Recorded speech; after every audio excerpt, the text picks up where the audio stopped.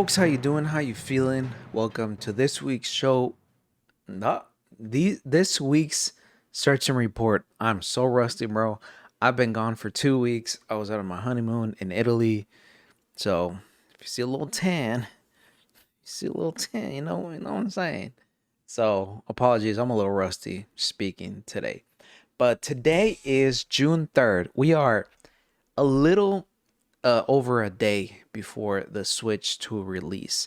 In my area, it releases at 11 p.m. They'll do a midnight release, East Coast time, but not really midnight here where I'm at in Central time. So I'll be able to get, hopefully, from what the people at Best Buy told me, I'll be able to get my Switch 2 tomorrow at 11 p.m.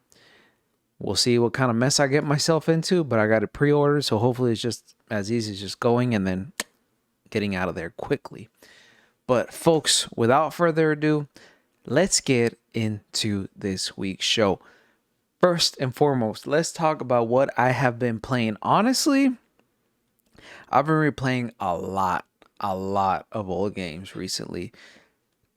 I restarted playing Twilight Princess on the GameCube because I am so excited for GameCube emulation finally happening, finally coming to the NSO. I cannot wait day one to be able to play Zelda Wind Waker, one of my favorite Zeldas of all time.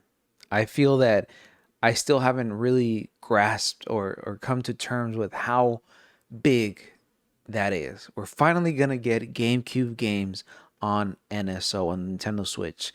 We got Game Boy, we got NES, SNES, Game Boy Advance, N64, and now we got GameCube. Bro, that is an insane amount of access to classic games that I just feel we are not, like, less than 5-6 years ago, this wasn't a thing. And it's incredible to me that we're finally at this point in time. And I hope that this means that going forward in perpetuity, Nintendo is going to stick to their guns and just keep funding or just keep providing NSO as its own service, because I do think that is one of the best values in gaming out there. Second to none. So I've been playing that in anticipation with hopefully the next NSO update. Twilight Princess comes to the Nintendo Switch too.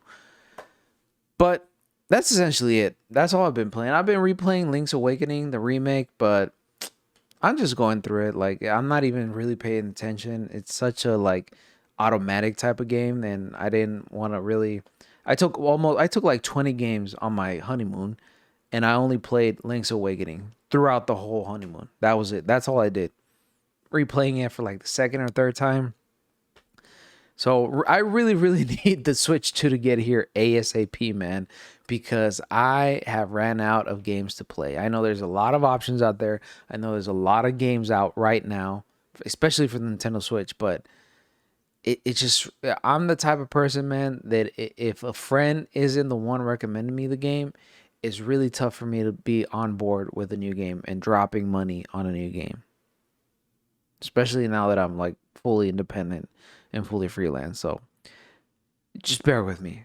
We'll get there. I'll bring back the reviews once things get going. There's obviously going to be a review for Mario Kart World. Obviously, there's going to be a review for.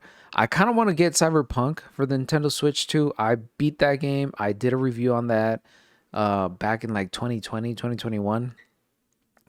But I'm really interested to see how it plays on Nintendo Switch too. People have said that it's probably one of the best versions that you can play mobilely. That's a word. Mobilely.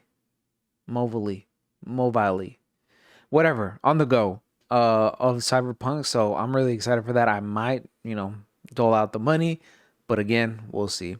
And obviously, Donkey Kong Bonanza as well. I pre-ordered that game. Probably one of the only games I've ever pre-ordered in the history of video games. But that's it. But without further ado, let's get straight into the first news item of the week that I really want to talk about, is that Nintendo did not send any Switch 2 for reviews. To no critics, to no publications. Nobody has a Nintendo Switch 2 legally for review purposes. Nobody that can actually give a fair assessment of this thing, put it through its paces, and go through every single new feature and whatever and write about it. Nobody has access to that. Publications like IGN, VGC, Nintendo Life, nobody has had early access to Nintendo Switch 2. So they, along with us, the common folk, will be playing the Switch 2 at the same time. And I don't know if that's a good thing or a bad thing, but let's talk about it. So here, BGC reports that it's official. There are no Nintendo Switch 2 reviews.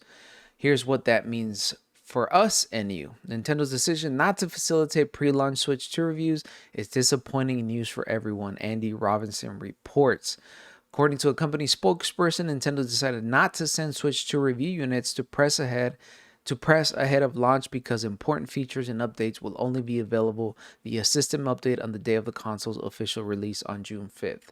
There was a report of, I believe it was a Russian person,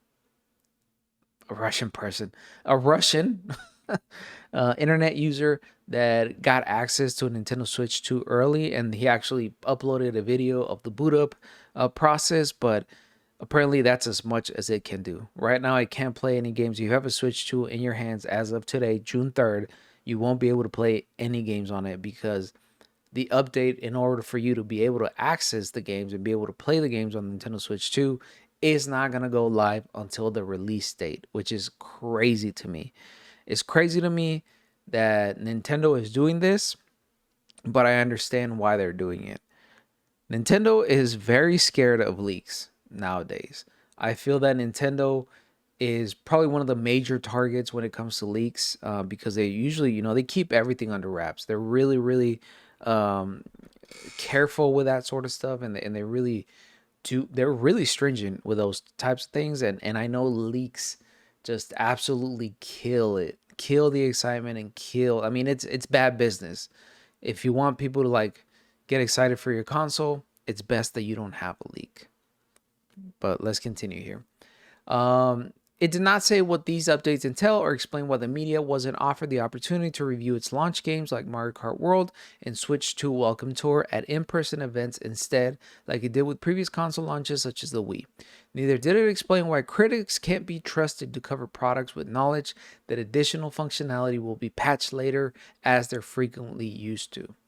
How and when game creators decide to distribute their review products is, of course, their prerogative, and the media has no right to early samples. Game coverage has also changed drastically over the past decade, with more priority given to post-release coverage of today's increasingly complex video games. But a lack of coverage at or before release is bad for you, our readers. This is opinion. This is an opinion piece, by the way. It's both it's reporting on something that's a fact, and it's also an opinion piece from Andy Robinson. So keep that in mind. When Switch 2 arrives, there will have been no reviews of its software, no analysis of its hardware performance or battery life, or any testing of its key features such as game chat or how backwards compatible Switch 1 games perform. No hidden gems will be unearthed and no potential dodgy ports highlighted before you have a chance of spending your hard-earned money. Now, they also highlighted here a problem that I honestly didn't think about, which is a great point. And that's for publications, and I mean, sorry, not publications, but game developers. There's apparently more than 20 Switch 2 launch games from third parties that have now effectively been prevented from generating any day one review coverage for their titles.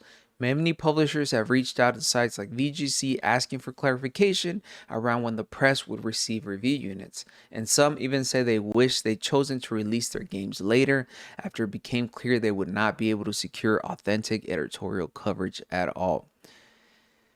That is insane because a lot of third parties do depend on coverage from the media, coverage from sites like IGN and whatnot to essentially promote their video games.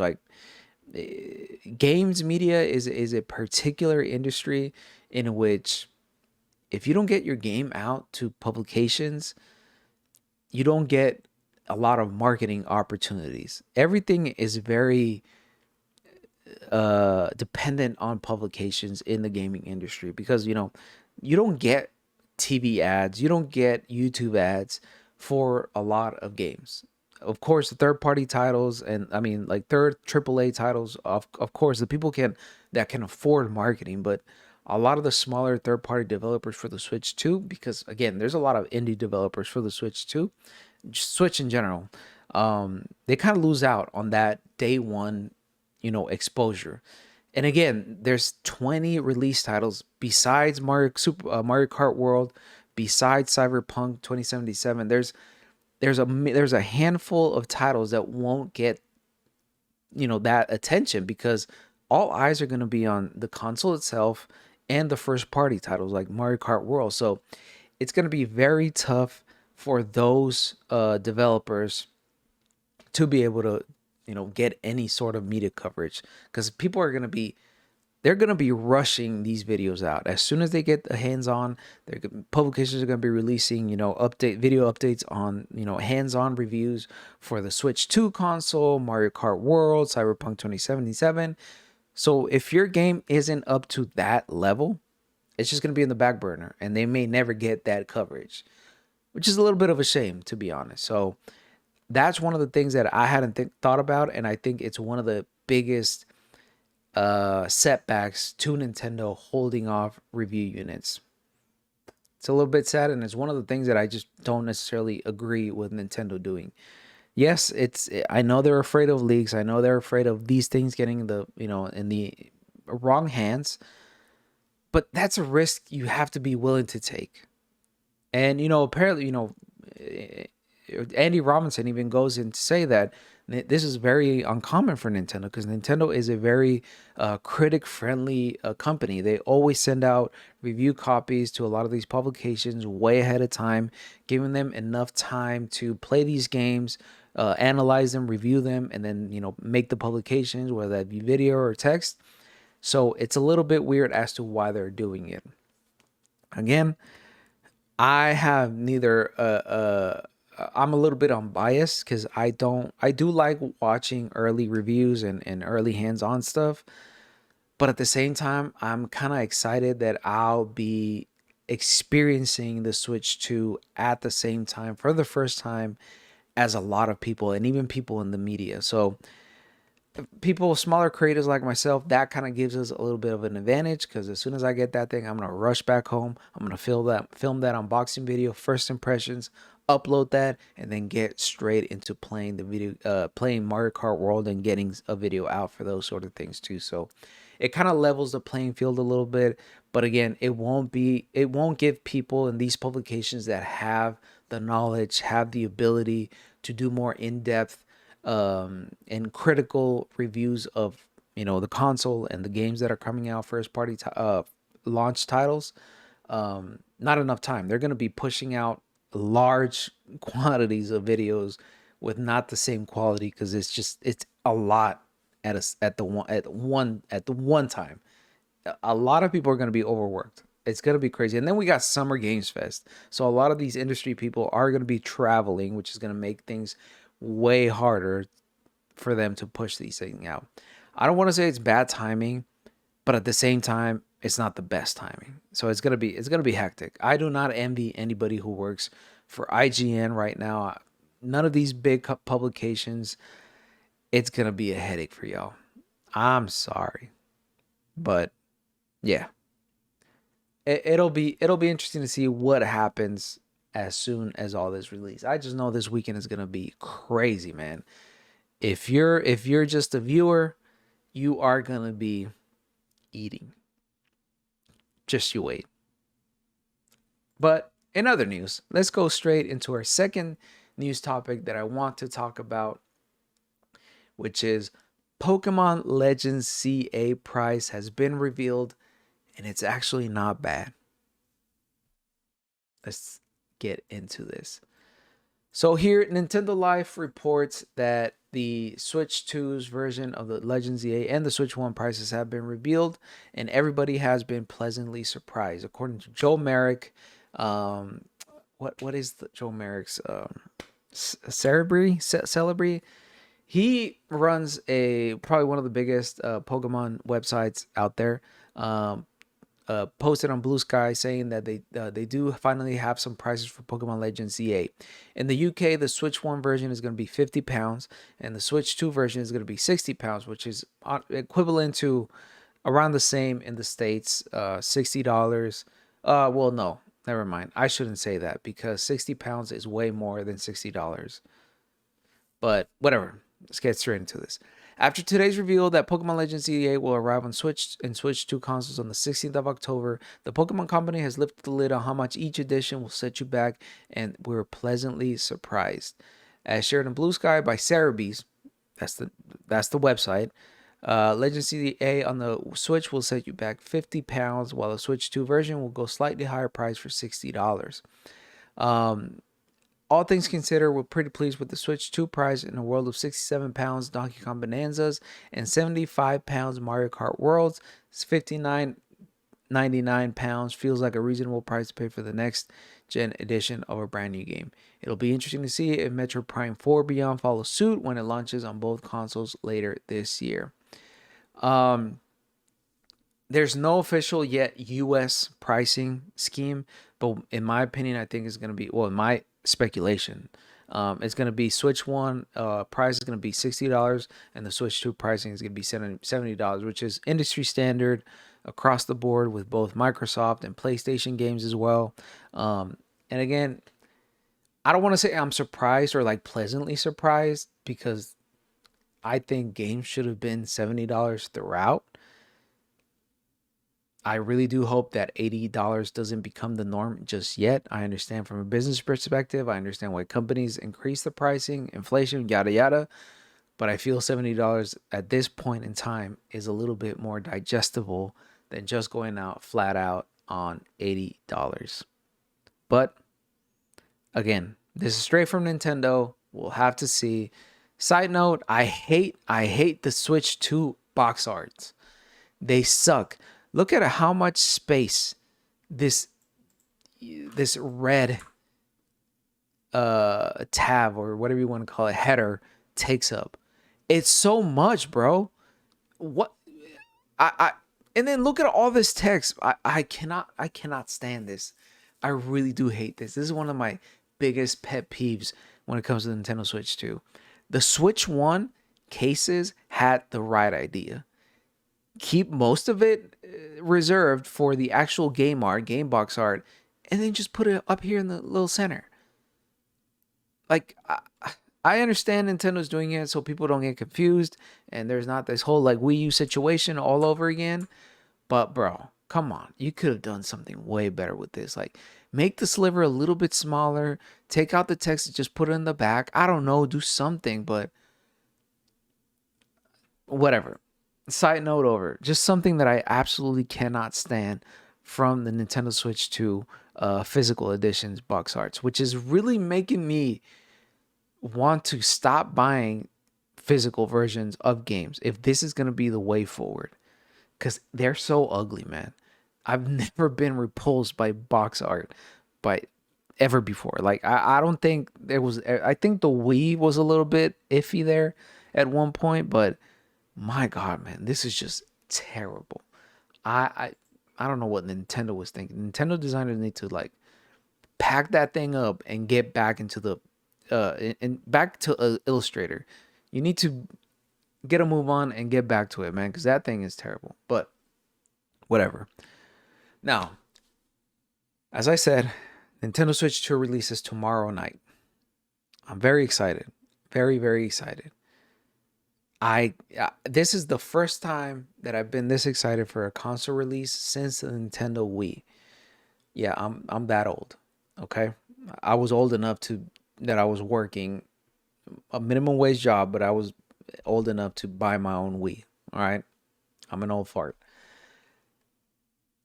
But I've never done midnight releases, and I've never done none of this thing. I just want to say that first of all, there's gonna be a video on the midnight release tomorrow. I'm gonna go there at 10 p.m. my local Best Buy and get in line. Hopefully, I can get my pre-order because I honestly don't care about being on time or being early because I already have a pre-order. Who cares? Who cares about being the first in line?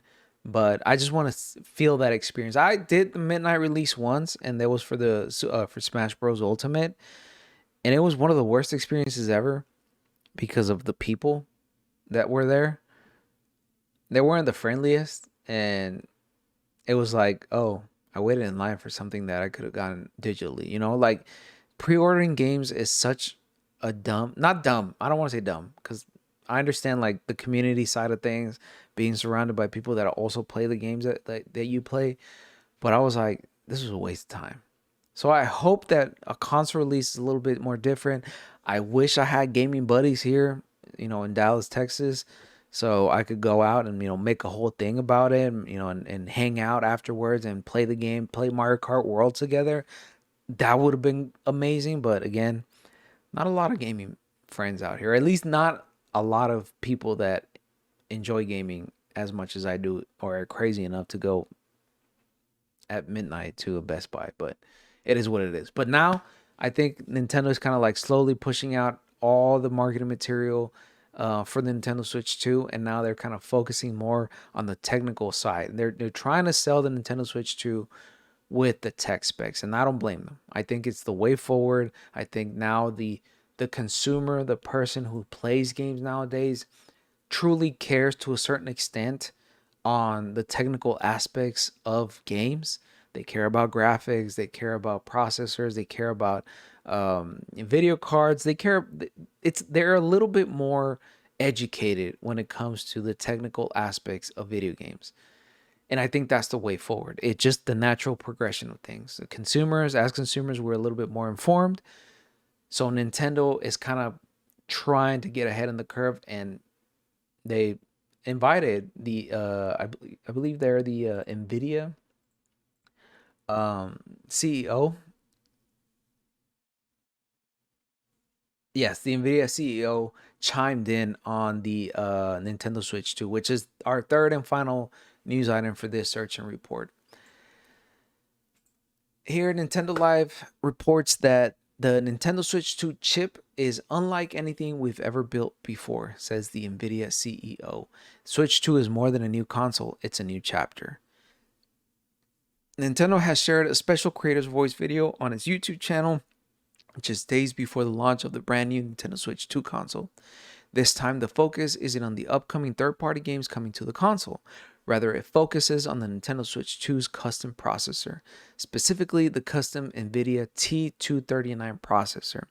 In the video, NVIDIA CEO Jensen Huang starts by celebrating the Nintendo Switch and Satoru Iwata, who he says wanted to create something no one had seen before, a console powerful enough for big cinematic games, but small enough to take anywhere. Iwata's clarity, his purpose, it still inspires our work every day. Huang continues, reflecting on Iwata's passing before the Switch's launch.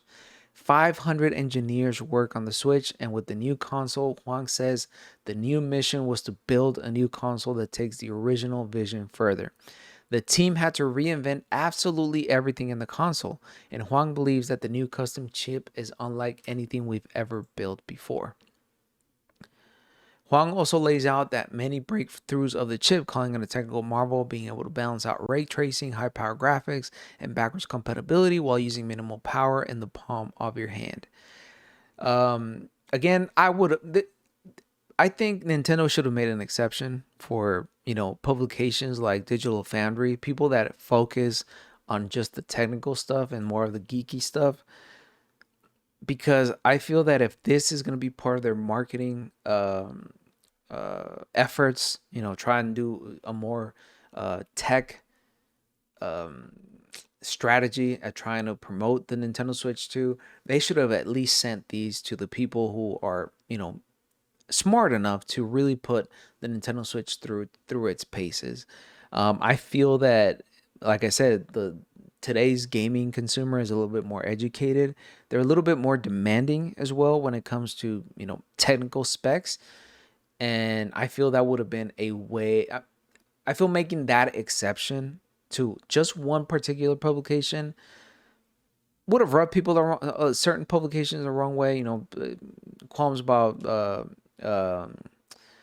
favoritism would probably have happened, but again, that's speaks volumes to digital foundries. For example, I'm being biased because they're my favorite ones that do these sort of technical deep dives. Speaks to their actual integrity, and journalistic integrity more than anything. So I don't know. I just feel a little weird Nintendo holding back the console and not releasing for reviews and whatnot, especially when they're adopting this tech heavy, tech savvy marketing strategy. But again, I'm sure we'll get all those videos by this weekend. And again, I think that people that are going to be buying this console day one don't care that much for the actual specific technical capabilities of the Switch 2. Early adopters such as myself, we know what we're getting. We know we're getting a better, a newer, a shinier Switch, and that's all we care for, And we're also getting Mario Kart World, which is, over 10 years in the making. So I just know that it's going to be a great, great time regardless. But yeah, it'll be interesting to see how they attack the marketing efforts going forward, because I feel that once Nintendo steps into that tech realm of pushing your product as this new and improved and like the top of the line, state of the art technology, you can't take a step back. You can't go back to the Wii gimmick sort of marketing. You can't even like rely on the Switch One's marketing of being like not necessarily a gimmick, but the whole innovation of the Switch is that it's a hybrid console. I think that's not enough nowadays. Now that you push the envelope that far, and now that you're focusing on the tech side of things, Nintendo's marketing team really has to balance both things. You're still Nintendo, you're still that innovative, quirky, charming company, but now you have tech on your side. So you gotta like mesh the two and push that messaging forward, and not stumble on your words, and definitely not go back to what it once was. I don't think you can at this point. But either way, 6 p.m. right now. I'm so excited, man. In like a little over 24 hours, I'll be able to play the Switch 2. I'm probably not gonna sleep a lot tomorrow night, but I don't care. I'm so excited for this thing, and I cannot wait. This whole weekend, man, I'm just gonna be playing nonstop. Cannot wait. Oops, what happened to my camera? All right, I'm back, and this is one of the reasons why I don't do the search and reports live, because I don't have the proper setup just yet. But folks, you let me know what you're gonna be doing for the Nintendo Switch 2's release tomorrow. Well, by the time I publish this video, is gonna be today, because I'm publishing in the morning tomorrow. So if you're watching this, if you're listening to this, I'm sure you already have a Switch 2. Still, let me know what you did for the Switch 2 release, what games you played, what was the first thing you did as soon as you booted up and you got that Switch 2 prepared. Let me know down in the comments below. But folks, links to my socials are down below. I got a little bit ahead of myself there, but with the power of editing, nobody's gonna notice. Links to my socials are down below. Please make sure to follow me on Blue Sky, where I spend most of my waking hours. Talk about gaming, talk about anime, talk about sports, talk about anything and everything that might interest you as my viewer. I have been sort of thinking and debating whether I want to go back to streaming. So if you don't know, I have a Twitch channel that I'm an affiliate. I have an affiliation. But I haven't really streamed in like, I want to say like 2 years or so, or a year. So I'm thinking about it coming back, especially with the Switch 2. I think it's like a perfect time to get back into it, but I'm still debating. We'll see. If anything, I might do it on YouTube. I don't know. I need to investigate and see if like streaming affects, I don't know. YouTube's algorithm is just a complete mess. I don't understand it, man. Like, I fall asleep. I know a lot of y'all probably also do this. I fall asleep listening to YouTube videos, and they're usually gaming videos. I listen to Game Grumps videos and compilations, but sometimes they'll finish, and I'll wake up in the middle of the night, and it's like a legit like 80s movie playing on YouTube, and I'm like, these things aren't related. Why is the next thing up in my queue a 80s movie, a Christmas movie that I've never seen? Like, I don't get it. Like, I've never. So I don't understand YouTube. So I need to investigate if streaming on YouTube is something viable, or if it's going to completely nuke my channel and just destroy it. I don't know. We'll have to see. But make sure to follow me on YouTube and Twitch if I do, try and do that. But whatever. Folks, please take care of one another. But most importantly, podcast. If you're listening to the audio version of this, please rate and review us on Apple Podcasts. I can't speak, bro. Rate and review us on Apple Podcasts. Listen to us on Spotify. Follow us on Spotify or wherever you get your podcast.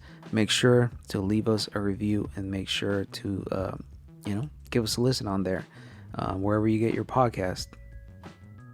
I hope y'all are listening to the audio version, but whatever. But yeah, folks, please take care of one another.